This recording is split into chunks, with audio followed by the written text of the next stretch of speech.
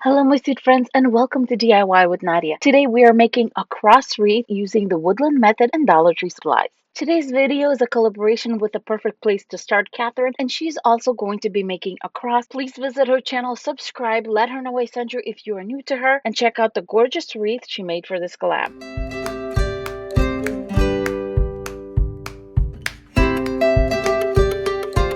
This cross wreath, I'm going to start with 6 rolls of white Deco mesh rolls from the Dollar Tree, then some white chenille stems, and of course we're going to need the wreath form. This wreath form originally comes in a green color, and I do like to give it a coat of white paint just once when I'm working with so much white because you don't want that to stand out. This is just an option if you want to do this, but you can definitely just give it a spray paint of white paint.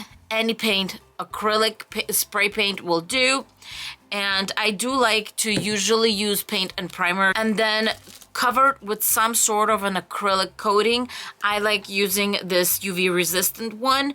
This one's glossy, there's also matte, really doesn't matter, but you do want to seal it because the paint is going on metal and it'll chip really easy if you don't give it a coat of acrylic coating. When choosing the type of method you want to use to cover the actual cross, there's a few methods that I would use personally. The first one is the bubble method where you just make the bubbles, keep on going. The second one I would use is the woodland method, and here's why. The woodland method is nice and fluffy, and it's going to work with all the 3D dimensions in this wreath. As you can tell, my hand can fit through the layer right here. So you're dealing with a 3D wreath here, and that is why I do recommend the woodland method because it's fluffy, it's full, and it's going to end up absolutely beautiful at the end of the day. First things first, I'm going to grab my pipe cleaners, and I like to cut these in 4-inch strips.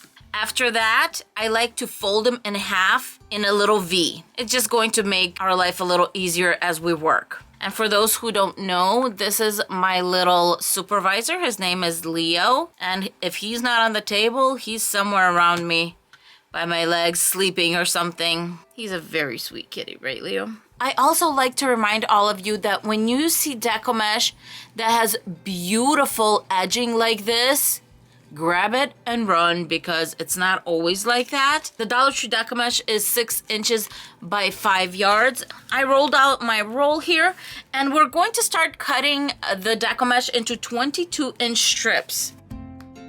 I am on my last strip here, and at 22 inches right here, I have this section left over, which is almost 6 inches. And guess what I'm going to do? I'm going to very carefully remove this tape and use it all. You're not making bows, you're making ruffles. This is just going to add to your ruffles. So no big deal. Don't waste anything. You know, I'm just going to cut off this edge right here because it's a little rough, but I just added on 5 inches of ruffles. To make my woodland ruffles, I like using these little clips to help me. You can also use clothespins. Those will work just fine. Grabbing my first strip, I'm going to make 2 to 3 rolls at the end of our strip, and you want to make them 1 inch or shorter because the shorter you make them, the tighter the little loop is going to be.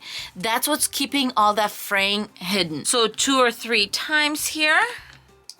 Then I'm going to clip.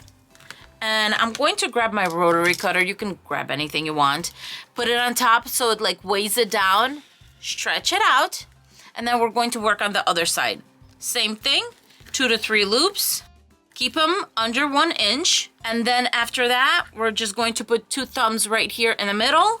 And we're going to walk it in. And if it's not straight, if it's going to the side, oh, that's just going to make the ruffles nice and pretty.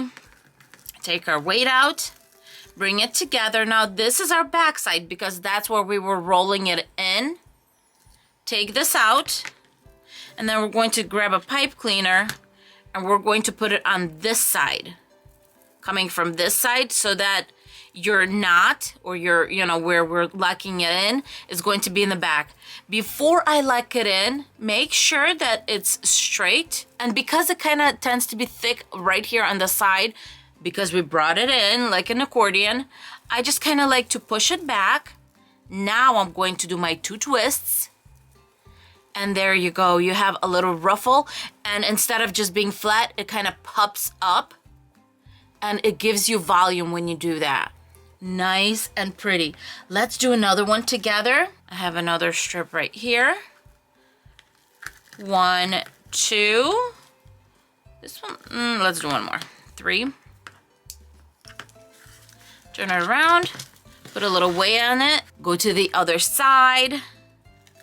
1, 2, 3. And as you can see, there is an inch. My inch ends right here, and my little roll is a little less than an inch. And then 2 thumbs in the middle, and we're walking it. Take our clip off, bring it together, and as you can see, it's kind of wide here. So we're going to go to the smooth side. That's where we're coming in with our pipe cleaner. Then I'm just going to hold it right here, and then here I'm going to squeeze. There you go. And as you saw, when you squeezed, it kind of moved up. You see what I mean? It's not flat from the side. It kind of goes in a little V right here.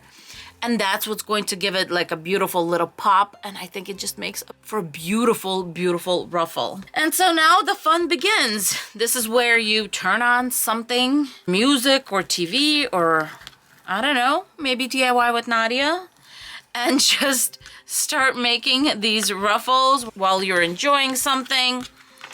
And it just, this is what making wreaths are all about. It's about having fun, just sitting there and making gorgeous, gorgeous wreaths. And as you can see, this is not that bad. It's not that hard. There you go. We're going to go to the other side. It's beautiful. It's simple. Another gorgeous one. And you definitely, definitely can do this. I have 6 rolls of Deco mesh ruffles all made up, and they are so darn adorable.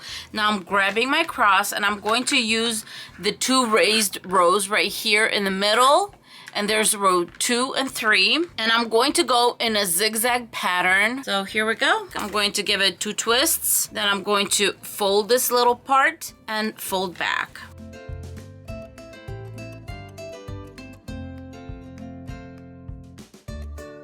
Here we go. The length of the cross is done, and look how big this is. Now for the number of ruffles per section. We have 8, 8, 8 at the bottom. Then this section is longer than these 3 sections separately. So on top I have 12, which means a roll and a half, because each roll we have 8 sections. So that means on the sides right here, we're going to have 6 and 6. And now for the florals, I'm going to be using 2 bushels of this Tweedia, and then fill in a little bit with this Agapanthus. And I'm not sure how much I'm going to use of this, but I just wanted to kind of to just give it a little bit more of a purple shade with these. And then I'm going to be using these lilies. And then in between the lilies and these purple flowers, I'm going to be using some lilac ribbon from the Dollar Tree. Because the wreath is so full already, we're going to have to sneak the ribbon in to make it look like a bow. So you'll see what I'm going to do with that. But for now, we're going to start with the purple flowers. To bring our florals together, I'm going to use a white floral wire. I got this one at Michael's on the after Christmas sale. Move the greenery up a little bit.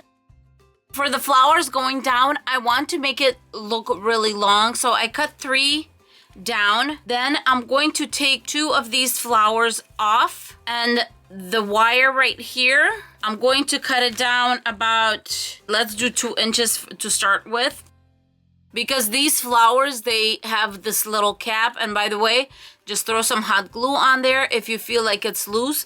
And so now you have it cascading already. Now I'm just going to lay everything out. On top, I'm going to put 1 going towards the top, and then cascade the other 2 down. Greenery could go up a little bit and behind the flower, so it's out of the way. And as you can see right here, I did not cut off that stem because it's going to be our base. Do you see it cascading? 2 more on the sides right here. Now I'm going to grab my Agapanthus and just fill that in the middle. Just give it a little pop of purple right in the middle of every section.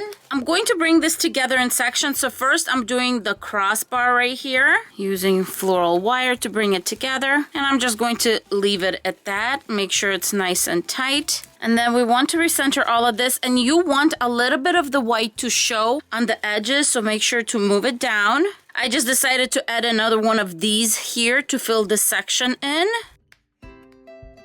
Bring this section together. This section I'm going to attach to the actual wreath form. I got my wire right here on one of the stems. Twist it, bring it around, and then this one going this way. And then we're going to actually attach it to the wreath form. And this is not going to go anywhere because we have it looped on this middle branch and then to the whole piece. So even right now, going nowhere. Okay, now I'm going to crisscross these two. Grabbing another piece of wire, going to just secure it to the actual wreath form right here. Push it back and down. I'm going to give 2 twists. And when you have it where it's kind of like this, I always like to wrap it around a little intersection in the wreath so it locks it in. Now for the ribbon, I'm going to make little loops. And I just cut this into a 13-inch strip, which is going to make it a 6-inch loop because I'm going to take an inch away at the bottom right here. Bring it together. You can use whatever you want to tie it in place. I'm just going to continue using the same floral wire.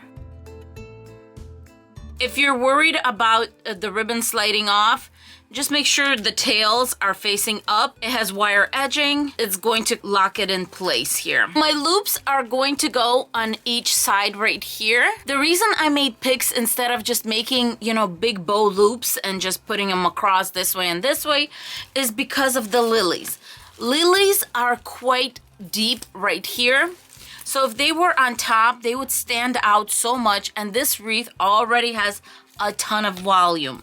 So my goal here is to basically put these loops right here. We're going to just set those down. And then the lilies can go in between and they can go down actually and fill in that space. And it's going to be so pretty. Easiest way to insert something when it's so busy, make a hole right here in the center. And from each end, I'm just going to feed my little loops through. And of course, my 4th one is going to go from here. One by one, I'm going to start attaching them on the crossings right here. I have my beautiful ribbon all set. And now I'm going to grab 3 of these lilies. And I'm just going to hot glue them. Just put them around the corners right here. And the lilac ribbon is kind of nice to break off that really bright white and the white of the lilies. I decided to add 2 more lilies. I'm going to put one on this corner too, and one in the center.